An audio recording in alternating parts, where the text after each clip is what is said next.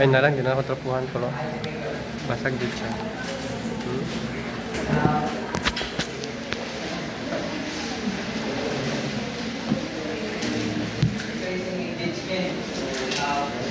Division. Inspiration techniques increase learner motivation and execution.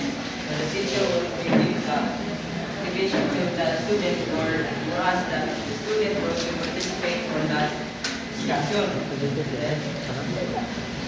it's interactive. So we have interactive. Learners are actively involved in the learner practice. So the teacher will communicate the student to us that you know the weaknesses and the strength of the student. Then we have fun and enjoyable. Experiential makes the learner fun and enjoyable. So instead of you're going to discuss your study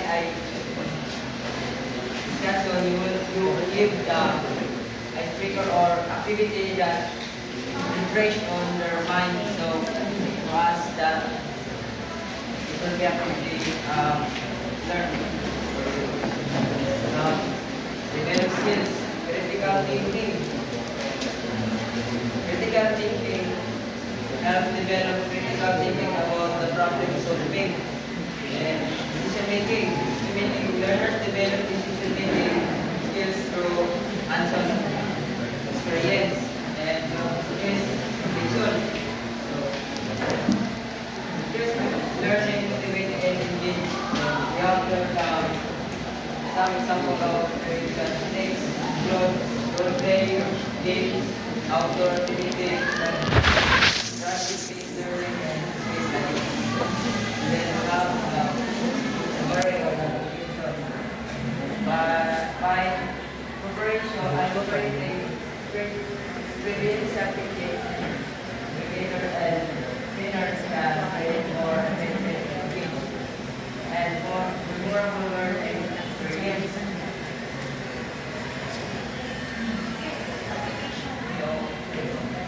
So we have the We pretend now that we are the teacher. So for today we're going to have a role play. So this is the group one, this is the group two.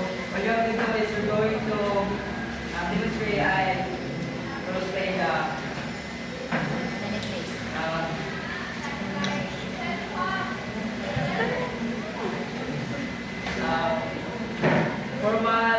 formal communication for group one and for group two informal communication. What you have to do is you're going to role play the then I will give you few seconds. Pretend as the student. You said that 30 seconds. Pretend, but not pretend. 30 seconds. I'm the leader. Then I will assign leader. So the leader is Michael Liao for the group. No, and then group one is the Fred Daniel. You are the leader. Okay, go. Okay, let's pretend that okay, the next. Okay, a round of applause. What's the activity? What's lacking? Anyone? So the teacher ends by just saying, that's it. You are assigned to do the role play. Huh? Number one, allow the students to present their role playing. It's a purpose. Diba? You have to, of course, let them perform role play in front. Okay? Uy, ganina ka sinubusan. Second one also, just like what Miss Balbuena has done, rubric. You have to have your rubric so that your students would know that this is how they will be assessed. Otherwise, you will be accused of mata-mata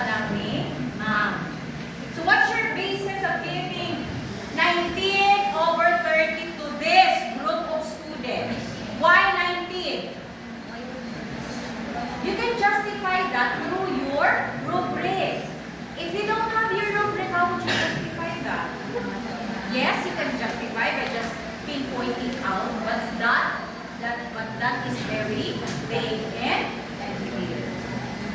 It is not transparent. Okay. Next presenter.